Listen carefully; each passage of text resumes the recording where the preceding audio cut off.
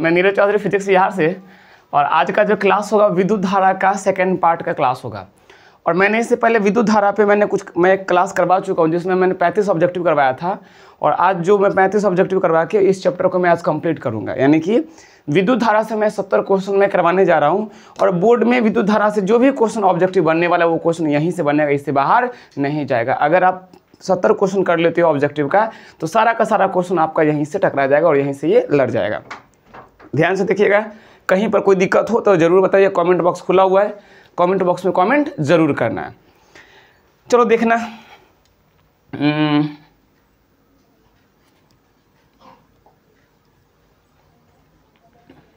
और छठ पूजा कल है, आज से तो चालू हो गया। आज क्या बोलते हो, आज खरना है। और सभी बच्चों को छठ पूजा की ढेर सारी शुभकामनाएं। और ईश्वर करे छठ पूजा आपके जीवन में उन्नति और तरक्की लावे। और छठ का जो महत्व है हमारे बिहार में बहुत ही ज़्यादा है। चलो देखते हैं, आगे बढ़ते हैं टॉपिक पर। यहाँ कह रहा है कि विद्युत हीटर में, ये दूसरा चला गया, पहला क्वेश्चन से स्टार्ट करता हूँ।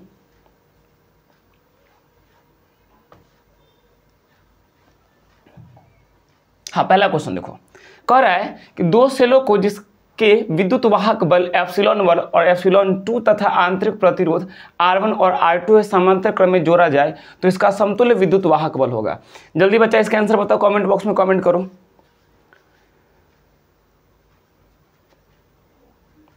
ठीक है, इसका जो आंसर होगा ना वो मेरा ऑप्शन मेरा बी हो जाएगा, सही हो जाएगा। अगर दो सेल को कैसे किया जाए, दो सेल को समांतर क्रम में जोड़ा जाए जिसका आंतरिक प्रतिरोध R1 R2 हो और विद्युत वाहक बल ε1 ε2 हो, तो इसका जो कुल विद्युत वाहक बल होगा वो ε1 R2 plus ε2 R1/R1 plus R2 मेरा आंसर हो जाएगा। ठीक है, ध्यान देना, ये सब क्वेश्चन मैं जो बताऊँ ना, सब क्वेश्चन को क्या करना, सबको अच्छे से कॉपी में लिख लेना और सबको अच्छे से याद भी कर लेना। और ये तुम्हारे एग्जाम के लिए बहुत हेल्पफुल होने वाला है। और मैं हर चैप्टर का ऑब्जेक्टिव में बना के मैं ऐसे ही मैं यूट्यूब पर मैं डाल दिया करूँगा। आगे देखना, अगला क्वेश्चन देखा। अगला क्वेश्चन क्या कर रहा है, अगला क्वेश्चन बच्चा बोल रहा है कि विद्युत हीटर में जिस तत्व का व्यवहार किया जाता है वह है, बता विद्युत हीटर में तो किस तत्व का व्यवहार करता है। पहला बोल रहा है तांबा का, बी बोल रहा है प्लेटिनम का, सी बोल रहा है टंगस्टन का और डी बोल रहा है नाइक्रोम का। जल्दी कमेंट बॉक्स में कमेंट करो इसका आंसर।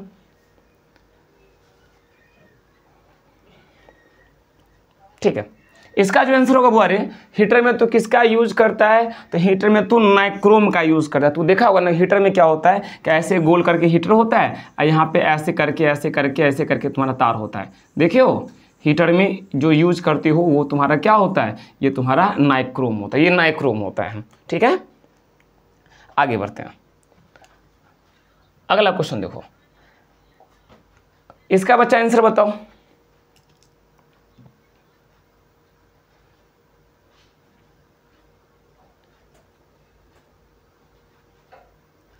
ठीक है, कह रहे शोषित विद्युत ऊर्जा ए बोला विभवांतर के समानुपाती होता है, विभवांतर के व्युत्क्रमानुपाती होता है, विभवांतर के वर्ग के समानुपाती होता है, इनमें से कोई नहीं। तो बता जल्दी इसका आंसर क्या होगा। तो बच्चा 3 का तुम्हारा क्या होगा, 3 का तुम्हारा सी होगा, विभवांतर के वर्ग के समानुपाती होता है। याद रखना, विभवांतर के वर्ग के समानुपाती होता है।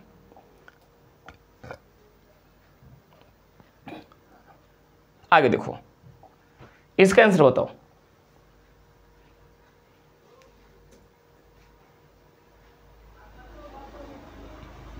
क्वेश्चन कर रहा है कि होल्टेस्टोन ब्रिज से मापा जाता है। होल्टेस्टोन ब्रिज से तुम किसको मापते हो, ए बोल रहा है उच्च प्रतिरोध को, बी बोल रहा है निम्न प्रतिरोध को, सी बोल रहा है उच्च तथा निम्न प्रतिरोध दोनों को मापता है, डी बोला है विभवांतर को। तो तू सब बच्चा पढ़ चुका है कि होल्टेस्टोन सेतु जो होता है वो प्रतिरोध को मापता है। अब चाहे प्रतिरोध उच्च हो या निम्न हो, फर्क पड़ने वाला नहीं है, ये कोनो प्रतिरोध को ये माप लेता है। तो मेरा आंसर हो जाएगा ऑप्शन नंबर सी, मेरा सही हो जाएगा। ठीक है, कहीं पर बच्चा थोड़ा भी प्रॉब्लम होगा, दिक्कत होगा, कमेंट बॉक्स में कमेंट जरूर करेगा तू लोग। हाँ, ये क्वेश्चन का आंसर बताओ।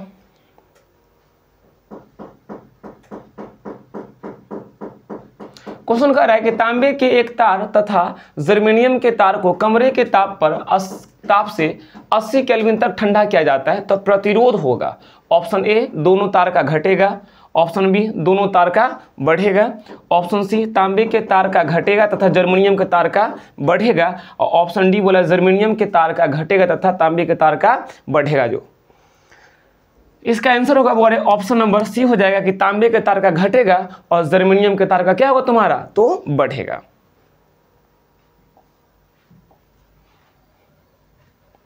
आगे देखो, ये क्वेश्चन का आंसर बताओ। ये क्वेश्चन तो न्यूमेरिकल क्वेश्चन है। कह रहा है कि एक तार में 1 माइक्रो एम्पीयर धारा प्रवाहित होता है यदि इलेक्ट्रॉन पर आवेश 1.6 गुना 10⁻⁻19 कूलम हो तो प्रति सेकंड तार से प्रवाहित इलेक्ट्रॉन की संख्या होगा। देखो इसको कैसे बनाएगा। बोले I = होता है Q/T होता है, और सब बच्चा जानता है कि Q बराबर NE, अब बाई कितना होता है T। मेरे से क्या पूछा, इलेक्ट्रॉन का संख्या पूछ रहा है, मतलब मेरे से बोले N पूछा, तो N बराबर होगा I × T होगा, अब बट्टा में क्या होगा, E होगा। ये मेरा फॉर्मूला बन गया। I कितना दिया, कह रहा है 1 माइक्रो एम्पियर, 1 माइक्रो 10⁻⁻6 एम्पियर के बराबर होता है 1 माइक्रो। तो यहाँ पर लगा 10⁻⁻6 गुना टी, मतलब टाइम पूछ रहा है, कह रहा है प्रति सेकंड, तो समय कितना 1 सेकंड, प्रति सेकंड मतलब 1 सेकंड हो गया, तो यहाँ पर 1 लगाओ। ई का मान बोले कितना होता है, तो 1.6 गुना 10⁻⁻19 होता है। ये हो गया। इधर देखना, तो 1/1.6 गुना देख 10 की पावर कितना हो जाएगा, -6 ऊपर में है तो -6, और ई ऊपर आ गया तो प्लस में कितना हो गया, प्लस में 19 हो गया। यानी अगर इसको हटा लेगा तो ऊपर ये 10 हो गया, तो 10/16, और यहाँ पर करोगे तो कितना हो गया, तो ई हो गया तो 13 हो गया, प्लस में 13। बेसमान तो गुना में घात क्या होता है, जुड़ जाता है, और ये -6 + 19 है, तो घटा दे मतलब जोड़ने पर कितना रहा, तो यहाँ पर प्लस में 13 आ रहा है तुम्हारा। 1/10 इसमें से ले लो, तो 1/10 अगर ले लेगा, अगर मान ले तू नहीं लेता है 10, तो भाग करने पर 0.625 गुना 10 के पावर तुम्हारा 13 आता है, तो इतना इलेक्ट्रॉन का संख्या था। मेरा ऑप्शन कौन से हो जाएगा, ऑप्शन नंबर मेरा ए मेरा करेक्ट हो गया। ठीक है, चलो जहाँ पर लगे ना क्योंकि किसी कोई क्वेश्चन न्यूमेरिकल वाला क्वेश्चन इसको नोट करना चाहिए, तो बच्चा इसको तू नोट कर लेना। बात समझ रहे हो ना। और ये सब क्वेश्चन के एग्जाम के लिए बहुत हेल्पफुल होने वाला है, बहुत एकदम झकास क्वेश्चन ये सब है। अगर एग्जाम में क्वेश्चन तोरा इस चैप्टर से जो भी बनेगा ना, ऑब्जेक्टिव क्वेश्चन तोरा इसी में से बनेगा, इससे बाहर तुम्हारा नहीं जाएगा। आगे आओ, अगला क्वेश्चन देखो। अगला क्वेश्चन क्या बोला, छठा था ना, 7वां देखो। 7 में कह रहा है कि यदि एक 60 वाट तथा 40 वाट का एक बल्ब है, श्रेणी क्रम में जोड़ दिया जाए तो श्रेणी में जोड़ा जाए तो क्या होगा भाई, तो कुछ याद रखना, जिसका वाट कम होगा वो ज़्यादा प्रकाश देगा। ठीक ना, तो इसमें से 40 वाट का क्या है, 40 वाट कम है, तो बोल रहा है कि 60 वाट बल्ब ज़्यादा प्रकाश देगा। नहीं भाई, नहीं देगा, बिल्कुल नहीं देगा, ये गलत हो गया। कह रहा है कि 40 वाट का बल्ब ज़्यादा प्रकाश, बिल्कुल सही बोल रहा है। 40 वाट का जो बल्ब होगा तो क्या होगा, ज़्यादा प्रकाश देगा। तो 7 का मेरा क्या हो जाएगा, 7 का मेरा बी हो जाएगा। याद रखना, जिसका वो पावर जितना कम होगा वो उतना ज़्यादा प्रकाश देगा तोरा। श्रेणी क्रम में पहले 60 वाट दिया हुआ था, बाद में 40 वाट है, इस कारण से 40 वाट जो होगा वो ज़्यादा प्रकाश देगा तोरा। आगे बढ़ो,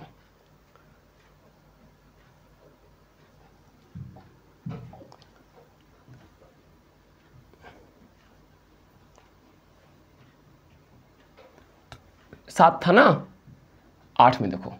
8 क्वेश्चन कर रहा है बोरे कि किसी धातु का ताप बढ़ने पर उसका प्रतिरोध क्या होता है, किसी धातु का ताप बढ़ने पर उसका प्रतिरोध क्या होता है। 8 का बताओ, 8 का बताओ जल्दी। इसका आंसर कमेंट बॉक्स में कमेंट कर।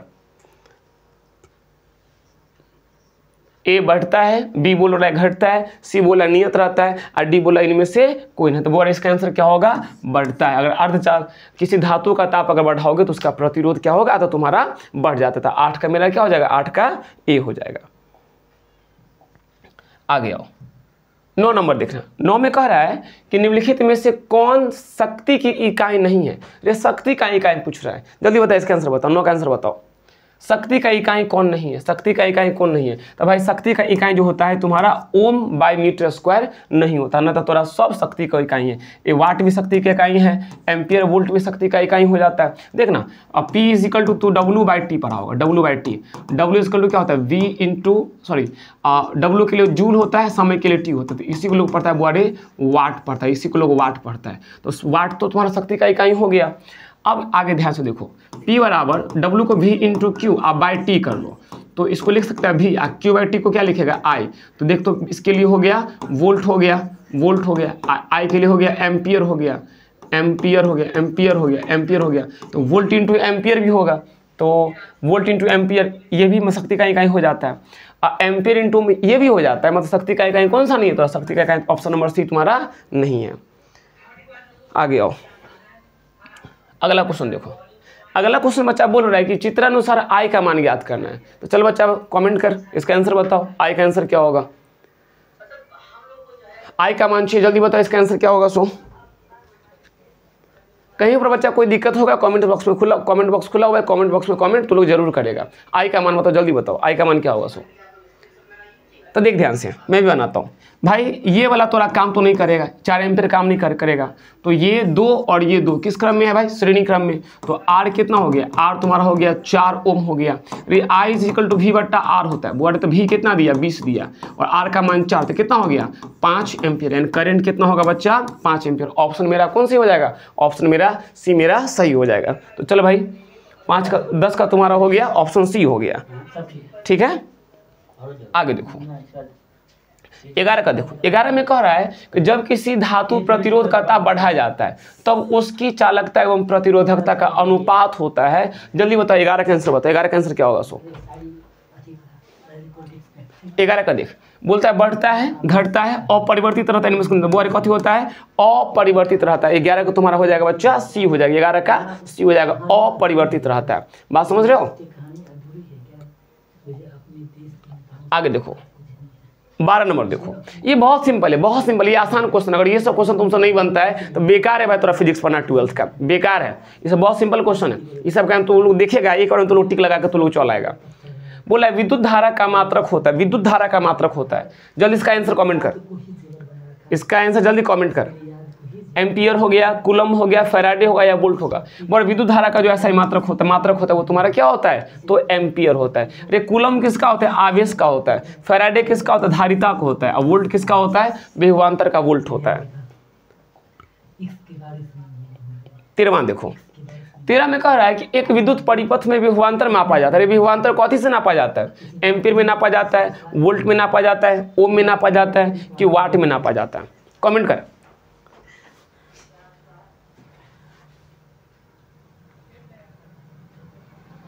कमेंट कर दिया? चल इसका आंसर क्या होगा? तो इसका आंसर होगा द्वारा विभवांतर नापा जाता है, कथी में नापा जाता है? तो ये तुम्हारा वोल्ट में नापा जाता है, वोल्ट में। एम्पियर में धारा नापा जाता है, वोल्ट में विभवांतर नापा जाता है, ओम में प्रतिरोध नापा जाता है, और वाट में कौन नापा जाता है? तो पावर यानी कि शक्ति को नापा जाता है। आगे आओ, 13वां था ना, 14वां क्वेश्चन देख। कह रहा है कि प्रतिरोध का ऐसा ही मात्रक होता है। एकदम सिंपल क्वेश्चन, झकास क्वेश्चन भाई, ये सबको पता होगा, ये 10वां का बच्चा इसमें टिक लगा चलेगा। प्रतिरोध कैसा ही मात्रक या प्रतिरोध कैसा ही मात्रक होता है? जल्दी बता क्या होता है? सो कमेंट कर, कमेंट बॉक्स में।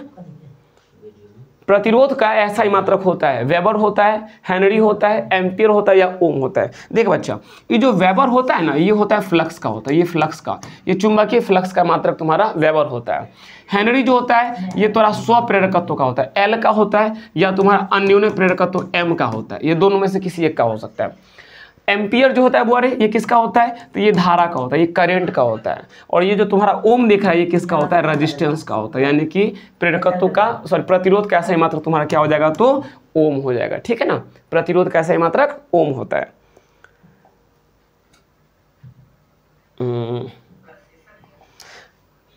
बहुत छठ पूजा का समय है, बहुत अच्छा से तुम लोग एकदम पर्व को एंजॉय करना। आप तनी फटाका उठा कर कम छोड़ना, फटाका में तो सब बहुत आगे रहता है फोड़े में। चलो आगे बढ़ते हैं। प्रतिरोध का बीमा होता है। बता प्रतिरोध का बीमा कौन बच्चा बताएगा, प्रतिरोध का बीमा क्या होता है? जल्दी इसका कमेंट बॉक्स में कमेंट कर, मैं भी इसको बना कर दिखाता हूँ। देख I इज इक्वल टू कितना बुआरे V बट्टा R होता है, तो R इज इक्वल टू कितना होगा V बट्टा I होगा। अब देख तू लोगों को पढ़ा होगा V बराबर W बट्टा बुआरे Q होता है, W बट्टा Q पढ़ा है। तो R is equal to W V को क्या लिखेगा W बट्टा Q, तो W बट्टा Q, अब बट्टा में कितना हो गया I होगा, तो लिख सकता है W बट्टा I इंटू Q लिख सकते हैं। अब देख कैसे बनेगा, सो R का निकालना है ना, तो R के लिए W का कितना बुआरे mL2 और T-2 कार्य का होता है, और I के लिए एम्पीयर हो गया, आवेश के लिए क्या हो गया, आवेश के लिए हो गया AT हो गया, आवेश के लिए Q बराबर होता है ना IT होता है, तो AT हो गया। तो यहाँ से हो गया बच्चा mL2 और T, ET ऊपर गया तो T-3 हो गया, A एक ये होता है, A हो गया 2 हो गया, ऊपर गया तो A-2 हो गया, यानी mL2 T-3 A-2, यानी कि तुम्हारा ऑप्शन कौन से हो जाएगा, ऑप्शन मेरा A सही हो जाएगा।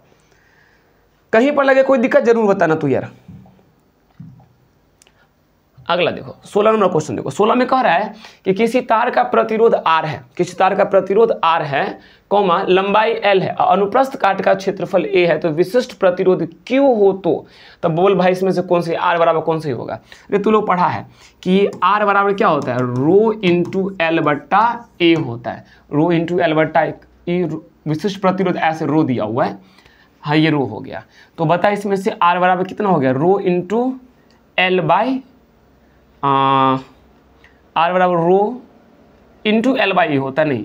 अगर यहाँ से तुम रो निकालोगे बच्चा तो R इंटू ए अब बट्टा में L हो जाएगा, था R इंटू ए अब बट्टा में L कोई नहीं मिल रहा है बच्चा, इसमें से रो बराबर हो गया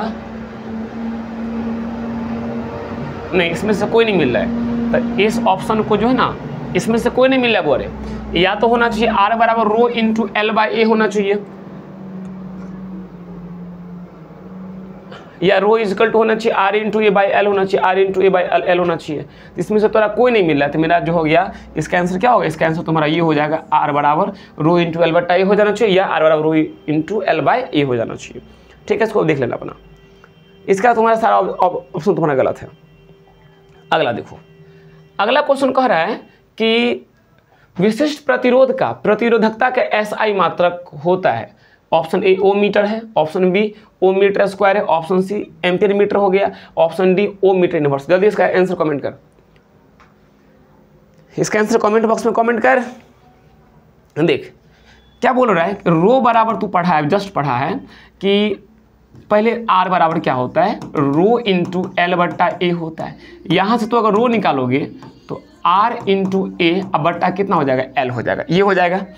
तो देख तो R के लिए हो गया ओम हो गया, A के लिए हो गया मीटर स्क्वायर, और लंबाई के लिए हो गया मीटर, तो मीटर से मीटर कट गया, तो ओम इंटू क्या हो गया, ओम इंटू हो गया मीटर, यानी कि रो का तुम्हारा हो जाएगा ओम इंटू मीटर हो जाएगा। तो ओम इंटू मीटर का है, ऑप्शन नंबर ए में तुम्हारा है, तो सही तुम्हारा कौन हो जाएगा, ऑप्शन नंबर ए तुम्हारा सही हो जाएगा।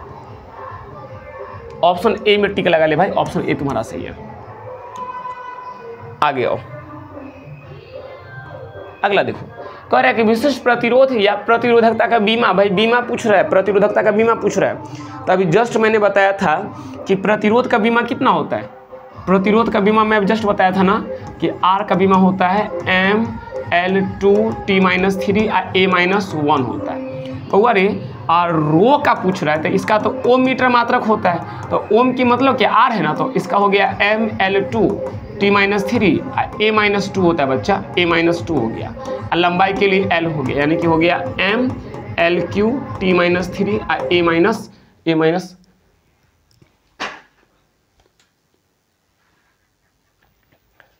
विशिष्ट प्रतिरोध का प्रतिरोधकता का बीमा निकालना था ना, तो यानी कि यहाँ से हमें पता था कि इसका तो सब बच्चा निकाल देगा भाई, वो तो हम वो निकाल देंगे ना बच्चा, लोग एकदम आसानी से तो निकाल सकते हैं, भाग लो। ये आ गया, ये आ गया बच्चा। हाँ देख भाई, इसका जो है ना तो रो का होता है बुआरे, रो का मात्रक तुमको याद है ओम मीटर होता है, ओम मीटर होता है। तो ओम के लिए अगर तू डायमेंशन बोलेगा तो mL2 T-3 A-2 हो ओम का, यानी कि प्रतिरोध का होता है।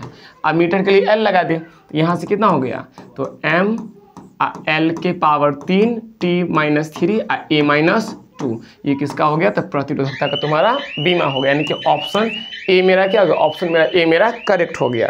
ठीक है, अगला पे आओ। अगला देख तुम्हारा क्या बोल रहा है, अगला क्वेश्चन कह रहा है कि अगला क्वेश्चन बच्चा देख, कह रहा है समान प्रतिरोध वाले n प्रतिरोध को पहले श्रेणी क्रम में फिर समांतर क्रम में जोड़ा जाए। तो देख भाई, समान प्रतिरोध वाले, मान लेना कि n प्रतिरोध था, तो 1 हो गया, 2 हो गया, 3 हो गया, ऐसे डॉट डॉट करते करते करते करते ऐसे हो गया 2n तक हो गया। और सब का रेजिस्टेंस मान ले R दिया हुआ है, तो 1 जो श्रेणी में है तो RS कितना हो जाएगा? RS R plus dot dot dot dot 2 कहाँ तक? n तक हो गया। तो यहाँ से कितना हो जाएगा? तो RS हो जाएगा बउआ रे NR हो जाएगा। ठीक, अब कह रहा है कि इसको फिर समांतर में जोड़ना है, तो समांतर में जोड़ेगा तो पते फॉर्मूला 1/RP हो जाएगा, तो 1/R plus 1/R plus 1/R plus dot dot dot dot 2 कहाँ तक? n तक। अरे मान ले बच्चा, अगर 3 गो रहता तो ऊपर 3/R होता, 10 गो रहता तो ऊपर 10/R होता, n है तो कितना हो जाएगा? n/r, ये 1/RP होगा, तो यहाँ से RP बच्चा अगर ले भी तो R/n हो जाएगा। तो देख की बोल रहा है, तो कुल प्रतिरोध का अनुपात बोरे पूछे, यानी कि RS बट्टा में RP तुमसे पूछ रहा है, तो NR बट्टा में कितना हो जाएगा?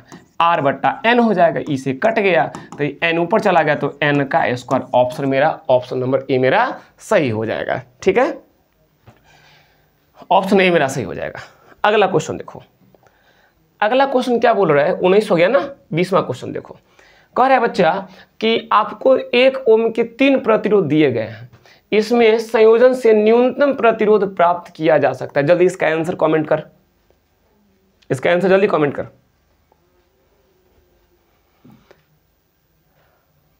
ठीक है, ए में बोल रहा है 1 ओम कह रहा है, बी बोल रहा है 1/2 ओम कह रहा है, सी बोल रहा है 2 ओम है, डी बोल रहा है 1/3। बोल रहा है जब न्यूनतम बोलेगा ना तो 1/RP निकाल देना, तो 1/1 प्लस 1/1 प्लस 1/1, तो बोल रहा है 3/1 हो गया, 1/RP हो गया। तो यहाँ से जब तू RP निकालवाही तो 1/3 ओम हो जाएगा। तो ऑप्शन मेरा कौन? ऑप्शन में मेरा डी मेरा करेक्ट हो जाएगा। तो 20 का क्या हो जाएगा? 20 का डी हो जाएगा। आगे आओ, अगला क्वेश्चन बचा देख, 21 का देखना। 21 बोल रहा है बोरे कि 4 प्रतिरोध कुंडलियां जिसमें प्रत्येक का प्रतिरोध 4 ओम है, यानी 4 गो प्रतिरोध का कुंडली है, प्रत्येक का प्रतिरोध 4 ओम है, समांतर क्रम में जुड़ी हो तो उनका संयुक्त प्रतिरोध क्या? जल्दी इसका आंसर कमेंट कर।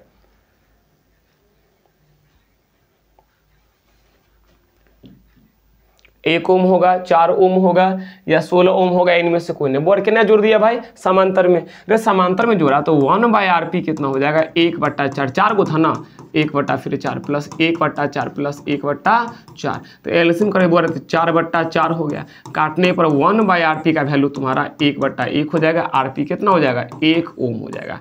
तो ऑप्शन तुम्हारा कौन सी हो जाएगा? ऑप्शन नंबर तुम्हारा ए तुम्हारा करेक्ट हो जाएगा। ठीक है, अगला देखो, कहीं पर बहुत दिक्कत होगा तो जरूर बताएगा तू लोग।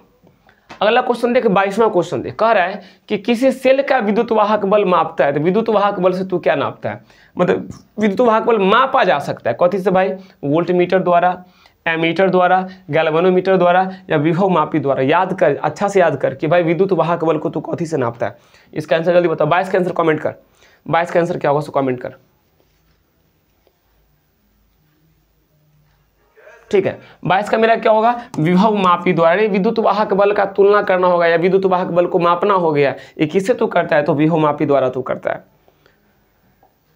नेक्स्ट देखो, 23वां क्वेश्चन, बस 35 क्वेश्चन का वह सीरीज है और ये मेरा 23वां क्वेश्चन चल रहा है। कह रहा है बोले कि विद्युत वाहक बल का बीमा क्या होता है? तो जो बीमा विभवांतर का होगा वही बीमा विद्युत वाहक बल का भी होगा। अब देख ध्यान से, V बराबर कितना होता है? W/Q होता है। तो W के लिए बोले होता है ML2 और T-2 हो गया, और Q के लिए AT हो गया, AT हो गया, तो M हो गया, L2 हो गया, T गया ऊपर तो पहले से -2 तो -3 हो गया, T-3 हो गया, A- बच्चा कितना हो गया? तो A-1। तो मेरा कौन देख तो आंसर हो जाएगा? ML2 T- नहीं, इसमें से मेरा कोई आंसर नहीं होगा। ऑप्शन तुम्हारा विद्युत वाहक बल बोला है ना, तो बोले जो भी का होगा वही तुम्हारा एप्सिलॉन का भी यही होगा। ML2 T-3 A-1, यही किसका होगा? विद्युत वाहक बल का भी यही बीमा होगा। यही बीमा किसका होगा? यही होगा विद्युत वाहक बल का होगा, विद्युत वाहक बल का बीमा होता है Ml2 T-3 A-1 होता है। इसका ऑप्शन तुम्हारा पूरा का पूरा क्या है? और यहाँ मिल रहा है Ml2 T-3 या A-1। ऑप्शन नंबर डी तुम्हारा सही हो गया। देखना इसमें A-1 पहले लिखा हुआ है, ऑप्शन नंबर मेरा डी मेरा सही हो गया। तो इसका मेरा क्या होगा? तो इसका तुम्हारा डी ऑप्शन नंबर सही हो गया। तो इसका ऑप्शन नंबर डी विद्युत वाहक बल का बीमा। हाँ ठीक है, देख ले Ml2 T-3। हाँ ठीक है, आगे आओ। अगला क्वेश्चन देखना, अगला क्वेश्चन क्या कह रहा है बच्चा? अगला क्वेश्चन कह रहा है कि यदि 1 ओम प्रतिरोध वाले तार की लंबाई को खींचकर दुगुना कर दिया जाए तो उसका प्रतिरोध कितना हो जाएगा? वो अरे प्रतिरोध का वो फॉर्मूला होता है, जितना गुना बोलेगा ना, जितना गुना बोलेगा R बराबर याद कर ले, R बराबर कर ले n² इंटू में R कर लेना, n² इंटू R। कितना गुना किया? तो बोल रहा है 1 गुना, तो 1 का स्क्वायर, और R का मान कितना हो गया? 1 हो गया। तो 1 का स्क्वायर 1 गुना 1, तो बोर्ड कितना हो जाएगा? 1 ओम हो जाएगा। तो यहाँ पर कोई ऑप्शन तो नहीं मिल रहा है, एक बार देख लेते हैं। यदि 1 ओम प्रतिरोध वाले तार की लंबाई को खींचकर दुगुना कर दिया जाए तो एगो काम, इसको हम बना कर देख लेते हैं, इसको हम बना कर देख लेते हैं। एगो तार है, इसका प्रतिरोध कितना दिया हुआ है? 1 ओम दिया हुआ है। तो इसका लंबाई मान ले L होगा, और इसका अनुप्रस्थ काट का क्षेत्रफल क्या होगा? A होगा। तो इसको R बराबर हो जाएगा रो इंटू L बट्टा A। तो R का मान तो 1 हो गया, तो रो इंटू L बट्टा A, इसका मतलब रो इंटू L बट्टा A का मान कितना हो गया? बुआ रे 1 ओम हो गया, इसका वैल्यू हो गया। अब कह रहा है कि लंबाई को खींच के कितना करना है? दुगुना। अरे जा, मैं तो गलत बना दिया, दुगुना बोला बार, दुगुना दुगुना। तो n का वैल्यू कितना हो जाएगा? 2 हो जाएगा, 2 हो जाएगा। तो 2 का स्क्वायर 4 गुना 1 यानी कि 4 हो जाएगा। इसका आंसर क्या? 24 का C हो जाएगा। n² इंटू R होता है, 24 का n² इंटू R, 24 का C हो जाएगा। फॉर्मूला होता है n² इंटू R। तो मैं भूल गया कि दुगुना बोल रहा है। हाँ ठीक है, दुगुना हो जाएगा। चलिए हो गया। अब देखना, मैं इसको जब बना था बना ही लेता हूँ। लंबाई को दुगुना किया, पहले L था, अब 2L हो गया। तो जब लंबाई दुगुना होगा तो इसका जो मोटाई होगा वो मोटाई आधा हो जाएगा, A/2 हो जाएगा। इसका R डैश कितना? रो इंटू L बाई ए ना रे, तो L कितना? 2L, अब बाई A/2 हो गया। तो 2 दूना 4 ऊपर हो गया, रो इंटू L बाई ए। तो देख तो 4, इसका वैल्यू कितना हो गया? इसका वैल्यू 1 है, तो तुम्हारा हो जाएगा 4 ओम हो जाएगा। बात समझ रहे हो?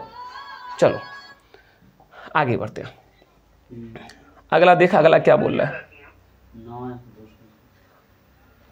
अगला बच्चा बोला, देख 25 नंबर क्वेश्चन कह रहा है कि चालकों का जाल में धारा प्रवाह को समझाने के लिए होता है। ये चालकों के जाल में कौन होता है भाई? ओम का नियम होता है, किरचॉफ का नियम होता है, जूल का नियम होता है, फैराडे का नियम होता है। बच्चा लोग जल्दी इसका आंसर कमेंट कर, इसका आंसर कमेंट करो। इसका आंसर होगा बुआ किसका? तो तुम्हारा हो जाएगा किरचॉफ का नियम हो जाएगा, किरचॉफ का नियम हो जाएगा। याद है किरचॉफ का 2 नियम था, पहला नियम था धारा पर था, दूसरा नियम था वोल्टता पर था। और पहला नियम जो होता है आवेश संरक्षण का पालन करता है, दूसरा नियम थोड़ा ऊर्जा संरक्षण का पालन करता है।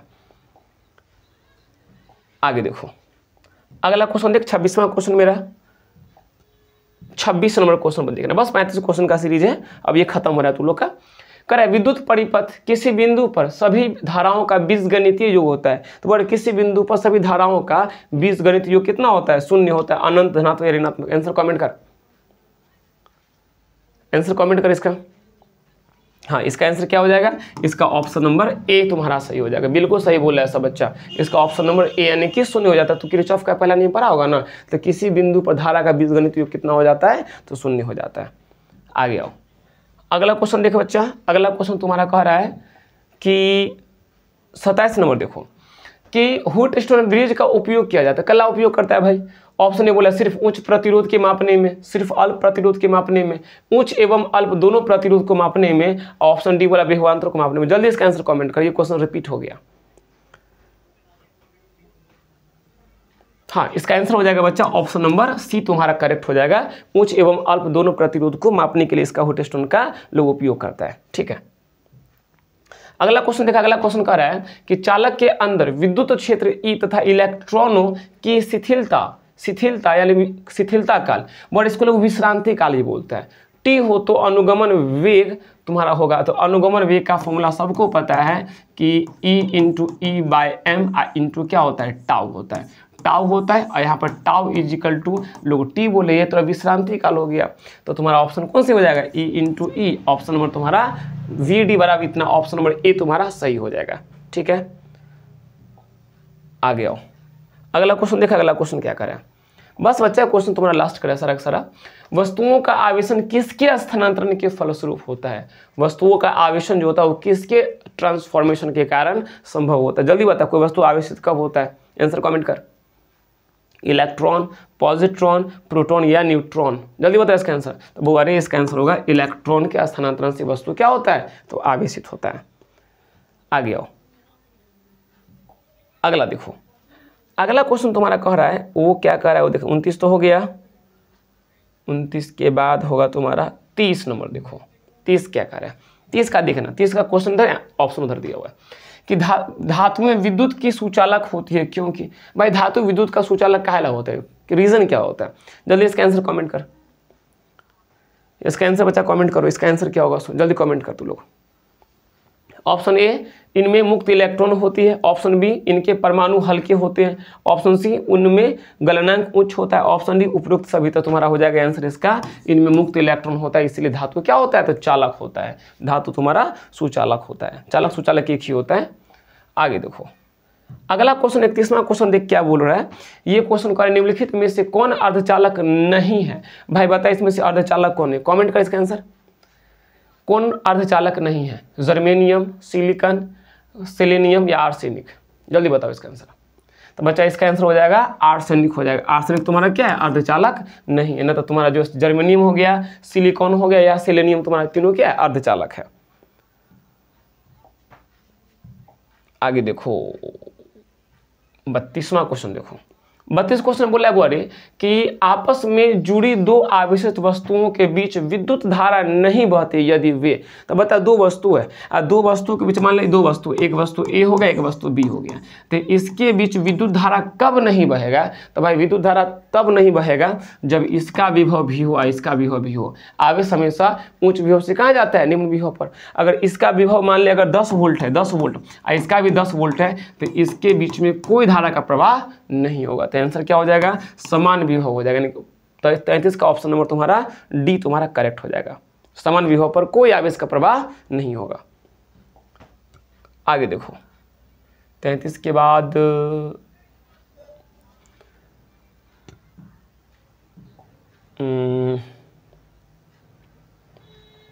34 नंबर क्वेश्चन देखो। 34 नंबर बच्चा क्वेश्चन बोला, देखिए ये क्वेश्चन थोड़ा सा मॉडर्न फिजिक्स का ये क्वेश्चन है, बट देखना यहाँ पर दिया हुआ, इसको थोड़ा सा बना लेना।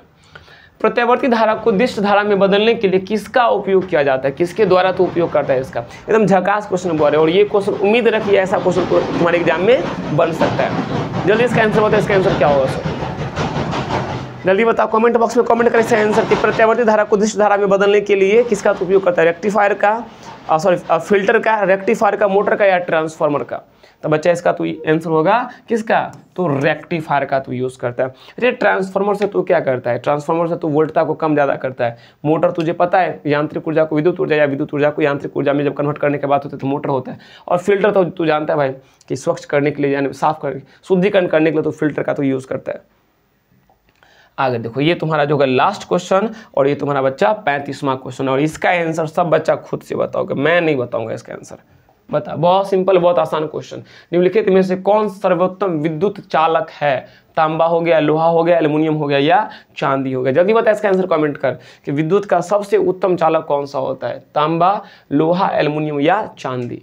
तो इसका आंसर बच्चा, इसका आंसर हो जाएगा तुम्हारा चांदी हो जाएगा। ऑप्शन नंबर डी हो गया। तो चलो आज तुम्हारा 35 क्वेश्चन ये क्लास में ख़त्म हुआ और मैं इससे पहले 35 क्वेश्चन करवा चुका हूँ। तो आज लेके विद्युत धारा का ऑब्जेक्टिव क्लास खत्म होता है। अब विद्युत धारा का ऑब्जेक्टिव क्लास नहीं होगा, तुम्हारा कंप्लीट हो गया। क्वेश्चन जो भी बनने वाला होगा बच्चा क्वेश्चन तुम्हारा यहीं से बनेगा। और आज के लिए बस इतना ही, बहुत बहुत धन्यवाद। गलती बता दी ऑब्जेक्टिव से।